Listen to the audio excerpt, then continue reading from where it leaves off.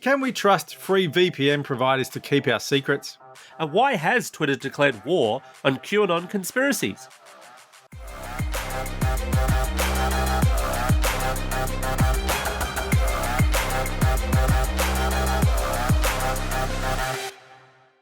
Vertical Hold is proudly brought to you by Aussie Broadband, changing the game with their award-winning network and Australian-based support.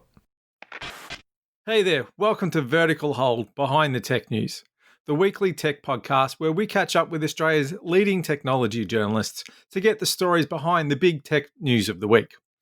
I'm Adam Turner, and I'm joined as always by Alex Kidman, a man who had his first coronavirus swab over the weekend. Alex, how are you going with the brain chip that they implanted? Bzz, click. Bill Gates. Lizard people. No, as Great, it turns it's out, working. I just have a head cold. So, interesting But at least process. the chip's working. Yeah, they implanted a ZX Spectrum up there, so I'm playing Jet Set Willy as I play in my brain. We're also joined once again in the virtual Vertical Hold studios by Byteside editor Seamus Byrne. Seamus, welcome back to the show. What's your favourite conspiracy of late?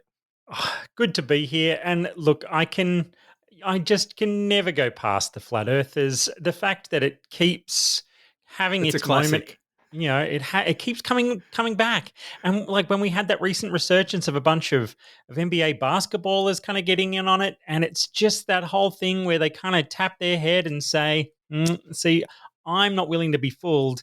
You all need to think about whether you trust everything that NASA has ever done and everything that, like the fact that we have satellites orbiting and all, it's like, no, there is a complicated, rational way to explain why the Earth isn't round, even though some of them will say, yeah, I mean, we accept that Venus and the moon and other objects are round. We just don't accept Just that not the us. Earth is round. Sure. What I love is for that theory to be accurate, everyone in Australia must be paid actors and we pretend it's dark outside for Americans. Yeah. Shh. They'll stop sending the checks. True. Now, Seamus, I also need to throw in something quickly. I've had my weekly therapy session listening to this week's Byteside podcast. I'm not through it yet, but I was listening to you talk about trying to get Dolby Atmos up and running. And how many hours you went through.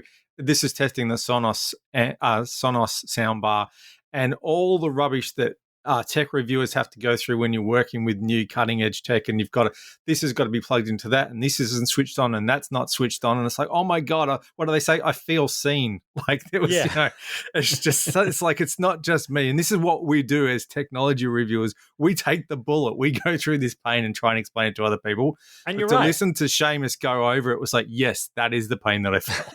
Because, I mean, the thing that it's easy to forget is exactly as you say that, I might be the person who writes down in an article, by the way, there's an eARC switch on your LG TV that you need to switch on. And then everybody else finds it easier, but that article doesn't exist yet. And so I didn't know. So speaking of things that may or may not exist, this week we're diving into the murky world of QAnon conspiracies as Twitter cracks down on them. But first, it turns out, surprise, surprise, some free VPN services cannot be trusted with our data. Alex, what's the story? So when you log into a VPN, typically you're doing so because you want what you're doing to remain private, to remain secure, and ideally not to be logged by your VPN provider, because if they're logging everything you're doing, it's really not private or secure. And it was revealed this week that personally identifiable information for around 20 million VPN users from a whole range of VPN brands who, it turns out, seem to be all the same VPN provider, were essentially sitting open on the internet for anyone to go and have a peek at. Now, a lot of VPN providers pride themselves on saying we don't keep logs. So if the cops come and say, what's this person been up to? They can honestly say, we don't know because we threw away that information. Some of these said that too, didn't they? Yeah, they did. And look, it turns out not to have been true, essentially speaking. Even remotely true. Although their claim has been that it was a bodgy firewall rule that led to this information being freely accessible. But they shouldn't have had the information in the first place, is the point. They've got a terabyte's worth of private user data, including people's billing details and everything you've visited. Yeah, passwords, everything. It's absolutely the equivalent of saying, look, yeah, we've been doing the bad thing, but if we hadn't stuffed up the software, you'd never know. You'd never know. Honest. Exactly. It was an honest, terrible programming error. It wasn't. Yes. Yeah. Seamus, how bad is this? As VPN providers go, this is pretty much one of the core things you're supposed to get right, yeah? Yeah, I mean, the really hard part here, of course, is that, for me, the lesson really should be to most people that, right, there's the old joke, if you're not paying for the service, then you are the product. Yes. It's sort of weird in a VPN case where it's meant to be helping you hide things. And in this case, I mean, it still turns out you were the product by accident because they've kept every detail that's ever gone through their systems on you. I do pay for a VPN, but it's funny because I mostly only use it in the name of like doing things like pretending I'm in America sometimes to watch TV shows. Yeah, same. And that kind of VPN is in fact not even designed to, anonymize your data sort of specifically, but that same product has the alternate option, which I can use when I'm visiting countries or hotels that I don't trust and can make sure that the things that I'm doing there aren't being randomly read by people nearby on the same network. But yeah, the idea of a free VPN, at first I thought that this was a subscription service problem. So I hadn't kind of recalled that these were free services. And in that sense, it's hard for you to like sue them for failing to, live up to their end of the contract, given that you're not paying them anything. Offer value for money, yeah. Yeah. I think they had some paid aspects to the services, some premium bits of their service. Right. And even that's worse, actually, because it means there's also potentially credit card information in this as well. And all of this was stored in plain text as well, passwords and everything. I mean, that's just security 101. That almost it says to me it's one of those services where they accidentally got big, and I guess by the nature of people just kind of look, people love to search for free things. I know I'm constantly telling my dad to stop searching the internet for free things because then I have to clean up all the mess that is left behind on his computer. Yeah. So this is one of those cases where people search for the free version. I really feel like this is, and even the idea that it's essentially 7 different brands that were all really using the same white labeled other bit of service, that it's just people who found it easy to run a VPN service without ever really caring about what the VPN service was doing. What was also kind of concerning about this one, if you read through the reports of the folks who discovered it, is they did the right thing. They basically worked out, hey, there's all this data here. Right, let's contact the VPNs and say, hey, all your data is here and you really shouldn't be doing this. And they really didn't get much of a response from them. Oh, that's standard procedure, unfortunately. But, well, no, I mean, it shouldn't be. And I think it's one of those things for people looking for a VPN that they should consider. What's the support like? If you actually contact them, customer or not, how quickly are they getting back to you? Because if they're not, then, I'd be a little bit reluctant if I was you. Agreed. You also have to wonder if they're keeping all this information. Why are they keeping it? Are they keeping it just because it logs stuff by default and they haven't bothered to find a way to stop that? Or are they data mining that? Are they using that for some purposes? Well, they say they're not, now that they've been caught having a giant bucket of user data. Yeah, this data that we say we didn't have, we also say we're not doing anything with it. Yeah, it's like, so which phase of this problem do you believe them in the most? The problem in the first place, their claim to just be terrible programmers, or their claim that that they'll never do it again. So are they dodgy or incompetent? That's basically one of those two. It could be both. Why not? Yeah. One of the things that a lot of VPNs will quite frequently say is that they do collect small fragments of data so that they can improve their product. So they can basically go, right, if this network connection is connecting to this node or this point of interest or whatever, then how do we best optimize so people can get a faster connection, that kind of thing. So logging in and of itself, especially if they're transparent about it, is not necessarily a problem, but that transparency is key. Yeah, and look, I think the really big thing for me is that, even if you didn't use these VPNs, it's like, please take this as the lesson that if you are trying to do something that is about privacy or security, then really, really do your homework on is this actually a trusted and reliable service? Because there's as far as all the virus type stuff and that kind of security, there's some great free products out there, but it is that case of don't just use the first one you stumble across. Do your reading, make sure it's legit, because this stuff really does matter. And when you just think about that kind of data just being so kind of randomly exposed. And as Alex said before, the idea that the researchers even tried to go, whoa, have you guys noticed you've got this big accidental bucket of public data sitting there? And they didn't even care about really trying to clean it up efficiently. That's just a giant, giant mess. I mean, another thing to keep in mind is that anybody who's taking security seriously, particularly in a corporate kind of way, VPNs are sort of a relic of the past in a sense. That idea of needing to configure these kind of special virtual tunnels that get you from where you are onto a private network.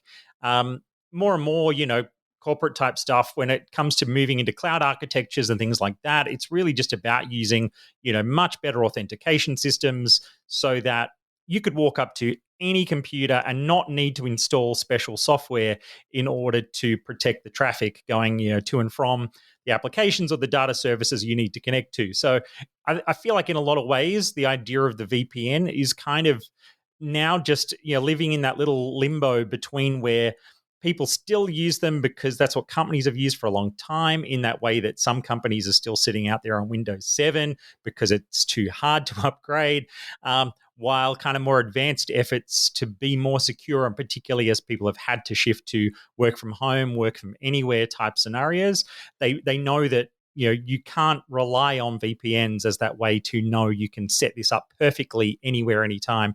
So, VPNs pretty soon will feel like they're not even a thing anymore. So, Adam, Twitter is known as being, well, depending on your perspective, a bit of a hell site, a vital part of your social interaction in this lockdown age, and or a mix of competing viewpoints. I would have accepted dumpster fire. I would have accepted dumpster fire as an answer. That's another good one. Yeah. These are all potentially valid, but one of the things that Twitter's not been super noticeable for doing is cracking down on groups. They tended to be a bit of a Wild West, but they've just announced that they're hitting about 150,000 accounts, a lot of accounts around QAnon. Now, what's a QAnon?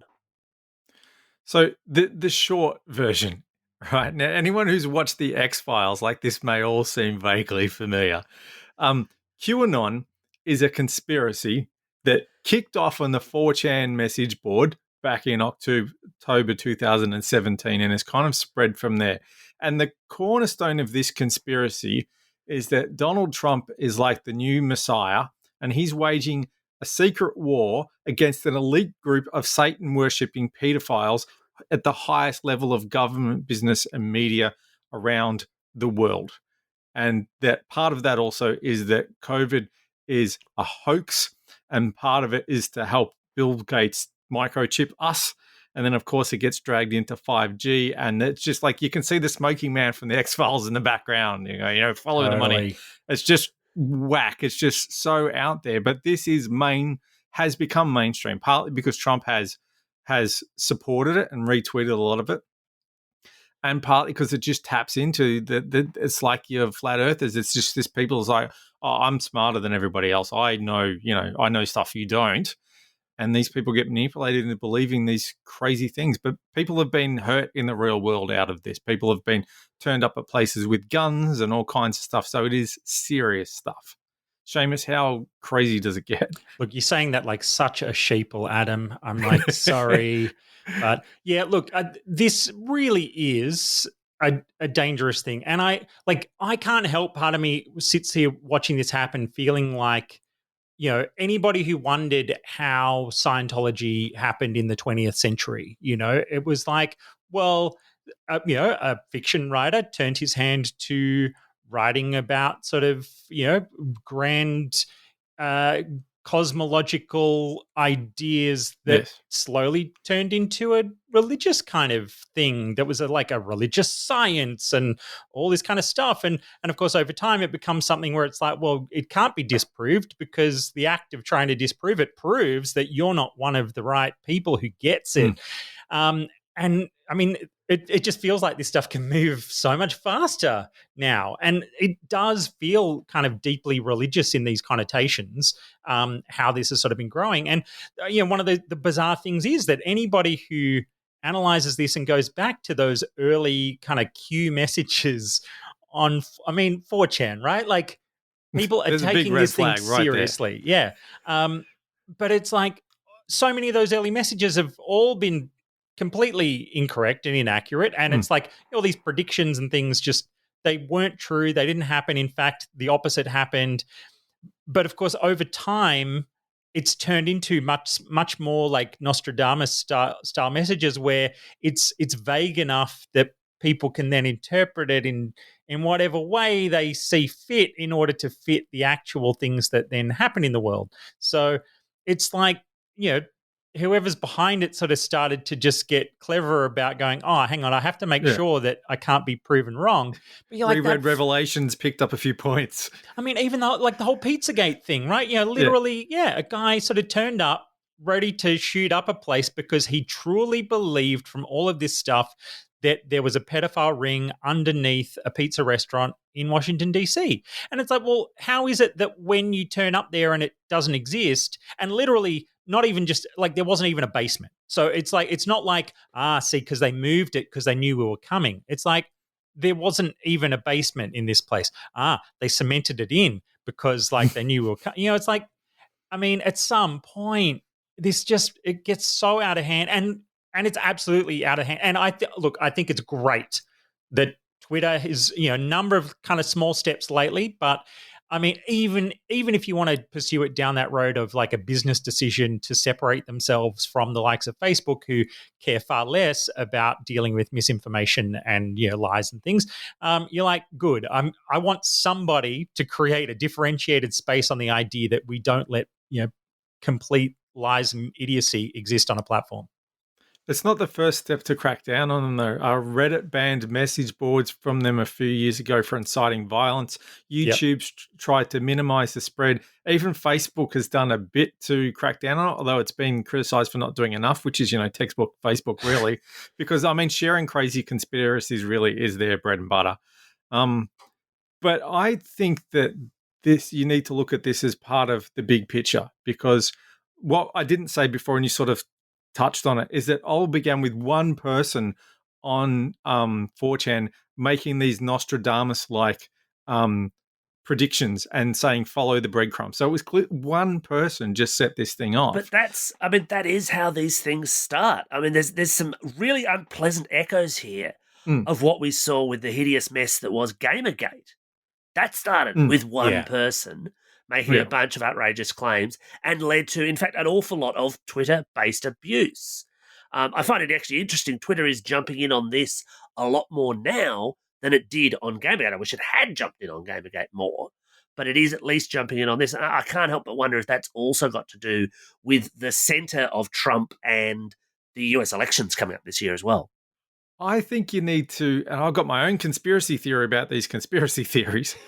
I think you need to look at the common thread that some of the big conspiracy theories have. And they all seem to be about destabilizing populations, destabilizing Western countries. I think you can trace it all back to Russia. Interference with the US election. Looks like there was interference with Brexit. I read this in a piece in The Age this week, and it was referring to, I'll just read these paragraphs. It refers to a committee that oversees the work of British spy agencies, and that committee's report said that Russian influence campaigns were the new normal because Putin saw any way of weakening the West as a win for his country. So government intelligence agencies are starting to think this as well.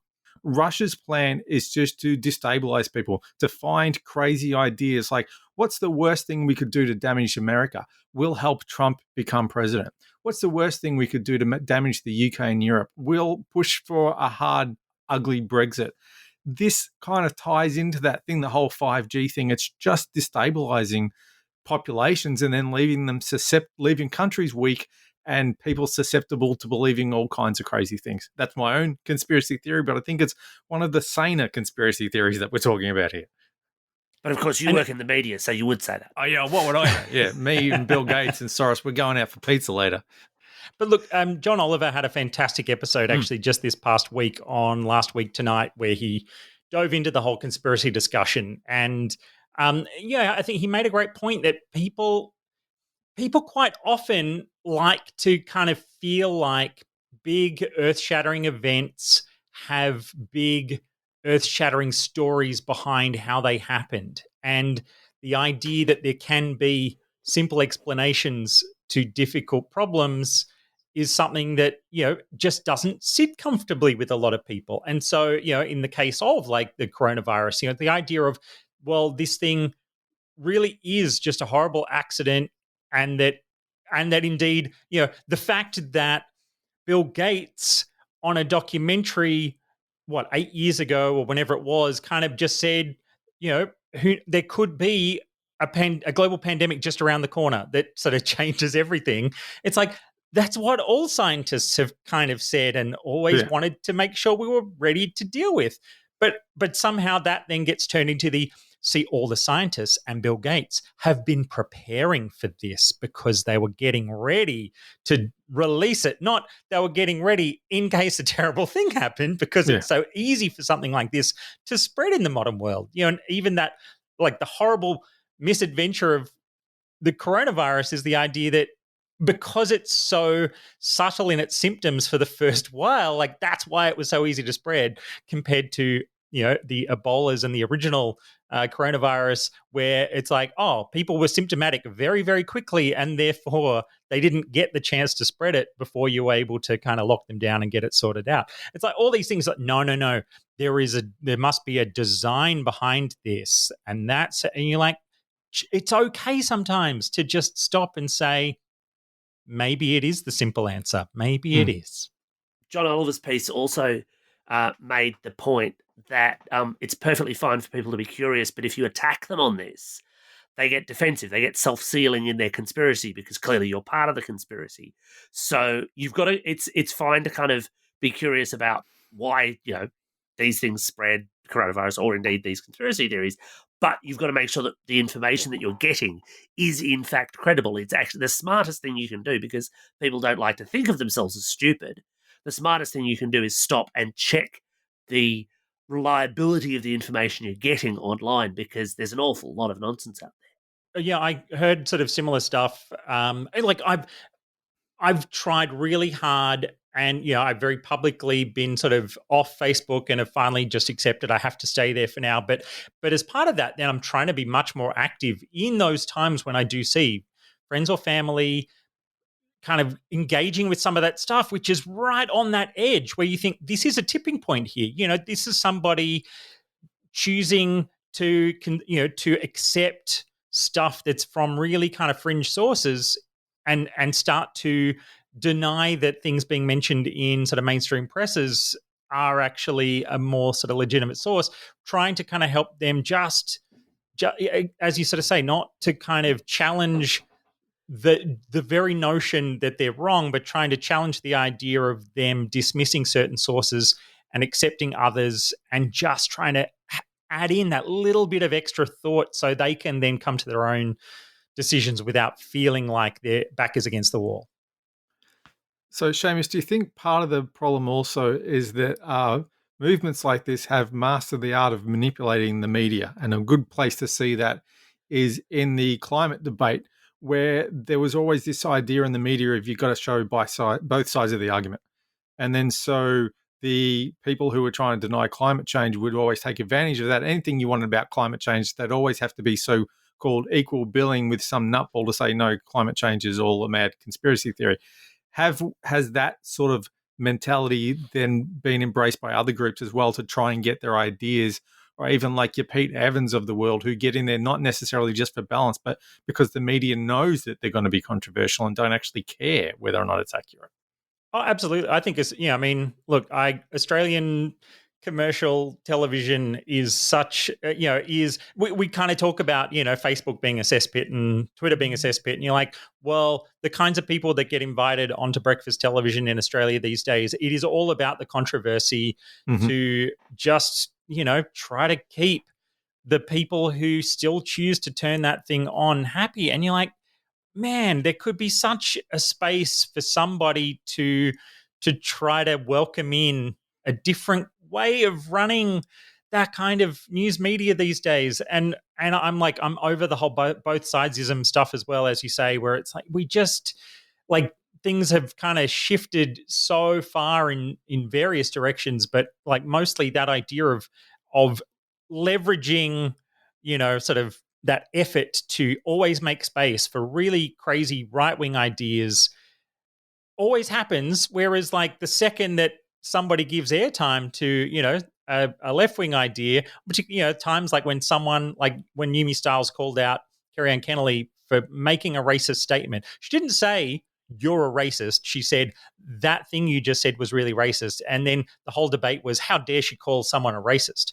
And you're like, it's astonishing kind of where these debates end up getting pushed these days. And it does, but I love a recent kind of statement I also heard that I love is that idea of that these kinds of forces on the right love to play the referee. They are always claiming that they're the ones that are being, sidelined, that they're the ones that are not being allowed to get enough airtime and all that kind of thing, while kind of pointing at the most weak kinds of arguments from the other side to go, look, how did that get on television? But of course, the second, a genuinely crazy fringe idea from their side of politics is shut down or gone, whoa, like that, no one should be able to say that on TV because it's wrong, not because it's a bad opinion. It's because it's literally wrong and harmful. They kind of get whipped up into that. So I really think that idea of playing the referee is kind of a great way to think about it sometimes. I don't know that there is a both sides to, take it back to QAnon, to pizza parlor pedophiles, as it were. But that's the scary thing is, I think that probably plays into what makes that work, because once you don't trust a media that looks at both sides, because like, oh, do I know about climate change? Do I not know about climate change? They keep having these confusing people on. But meanwhile, wait a minute, this is a scary thing I can believe in. Yeah. And to kind of come back to your earlier point, Adam, as well, about sort of the Russian type stuff, that there's absolutely that sort of overarching idea that, undermining a shared concept of truth is very powerful to people who kind of hate that idea that, Western democracy has been a very successful idea, but that it is built on a very sort of, tenuous space where we can debate ideas strongly and then every few years decide who is going to be in charge for the next few years, but that it should never be founded on the idea that we hate the other side, or that the other side is so wrong that if they win, that that it's time to chase the idea of a civil war and all this kind of crap. But that it kind of gets pushed more and more to that idea that there is no kind of shared humanity here, because it's all just being fought online, instead of remembering that, the guy next door that you could have a barbecue with might have slightly different opinions about you about how the world should be run. But ultimately, we all do actually care about trying to, live in a society that works. It has become more and more of that idea where it's like, actually, I'm not sure if that person agrees that society should keep working if they actually don't believe in the idea that, a very basic idea of, welfare for someone who doesn't have a job or can get healthcare is actually something that is, worthy. So I think that constant effort to undermine so much of that is always something that we need to keep an eye on playing in the background, because it's absolutely part of it. Well, that just about wraps up another episode of Vertical Hold. Thanks to Seamus for once again joining us in the virtual studio. Always fun to stop by. So, Seamus, where can people find your work and social media online? So you can find me on Twitter. I'm at Seamus. That's SEAMUS. And you can find my Biteside stuff at Biteside, BYTESIDE. And if you search Biteside in your podcast app that you might even have in your hand right now, you'll find all the different shows we do there. Sounds fabulous. And of course, you can catch up with us on Twitter at VerticalHoldAU or via the Vertical Hold Facebook page. And as always, thanks everyone for listening. A big shout out to all our new listeners who've joined us in the past few weeks. It's great to have you on board. Don't forget to subscribe, leave us a review on your podcasting platform of choice, tell your friends, and help spread the good word.